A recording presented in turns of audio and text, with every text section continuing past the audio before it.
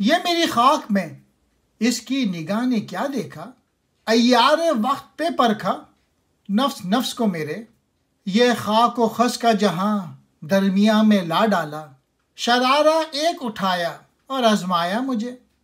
प्याला हाथ से ले ले कि हाथ है बेबस, अदाए साकी ने मुझको उचक लिया मुझसे। अल्लामा इकबाल कह रहे हैं, मैं नहीं जानता कि मेरे तख्लीक कार ने मेरे जिस्म खाकी में क्या देखा कि उसने हर सांस में मुझे ज़माने की कसौटी पर परखा। मुझे हर आजमाइश पर पूरा उतरने के बाद ही अशरफुल मखलूक़ात का दर्जा अता हुआ। इंसान के मुतालिक कह रहे हैं, मेरे दरमियाँ बेकीमत घास फूस का एक जहां डाल दिया, यानी ऐसी दुनिया में भेज दिया गया जिसकी हैसियत तिनकों से ज़्यादा नहीं थी। फिर मेरे छोटे से दिल में एक चिंगारी रख कर मुझे आजमाइश में डाल दिया।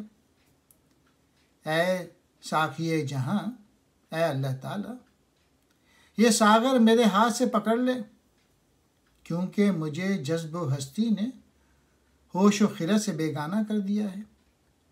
साकी की अदाओं ने मुझे मस्त व बेखुद कर दिया है। फिर इस सागर की क्या ज़रूरत है।